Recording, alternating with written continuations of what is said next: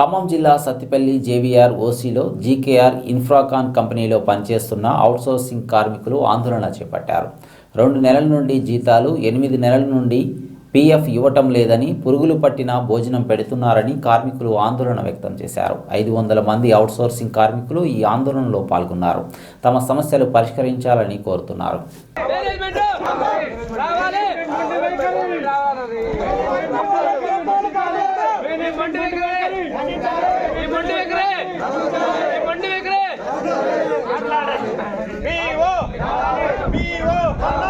కూడా అదే సమస్య. అడిగినంత వరకు వేసేది లేదు.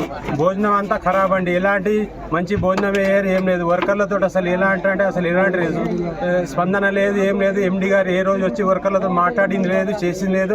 అసలు వీళ్ళు ఏం తింటారు, ఏంది, వీళ్ళ వర్క్లో ఏమైనా ప్రాబ్లం ఉన్నదా, వీళ్ళ మెయింటెనెన్స్ ఎట్లున్నది, ఏంది, మిషనరీ గురించి, వాళ్ళ గురించి అసలు అడిగేది లేదు, చూసే లేదు. వర్కర్లంతా పట్టించుకోవటోలే లేరండి. ఇక్కడ ఇప్పుడు 4 రోజుల నుంచి స్ట్రైక్ చేస్తాను. మన మ్యాచ్ సారి రాసి ఇచ్చిన లెటర్ అండి ఇది. బాజాప్తా 15వ తారీఖు మీకు పిఎఫ్ పడుతుంది, 8 నెలల పిఎఫ్ పడుతుంది రాసి ఇచ్చారు. రాసి ఇచ్చిన తర్వాత కూడా డేట్ ఇచ్చిన తర్వాతనే ఆయనే రాసి ఇచ్చిన 4 గంటలకు ఆపుకోండి, ఒకవేళ పడకుండా అని చెప్పి ఆయన ఇచ్చిన హామీ ఇది. నన్ను నమ్మండి, ఈ అవకాశం నన్ను ఇవ్వమని చెప్పారు సార్, మ్యాచ్ సార్ చెప్పారు ఈ విషయం. ఆయన మాట మీదే నడిచిన ఇప్పటివరకు. కానీ కంపెనీ ఎలాంటి స్పందన లేదు, ఏం లేదు. 4 రోజుల నుంచి చూస్తున్నాం. చూసిన తర్వాత ఇప్పుడు ఫోన్ చేసిన తర్వాత సార్ అదే మాటను మీకు తోచింది చేసుకోంటేనే మేము ఈ స్టేజ్ తీసుకున్నాండి, ఈ స్టెప్ తీసుకున్నాం.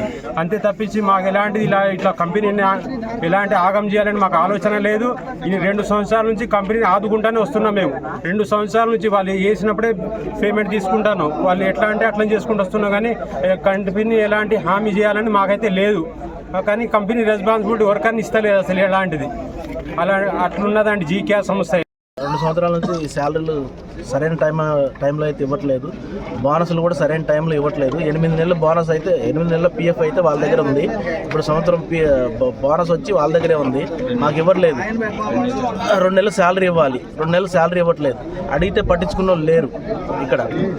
దాని గురించి ఎమ్మెల్యే గారి దృష్టికి తీసుకెళ్దామని మేము ఒక నిర్ణయం తీసుకున్నాం. ఈరోజు ఎమ్మెల్యే గారిని కలుస్తాం. ఎమ్మెల్యే గారు వచ్చి కూడా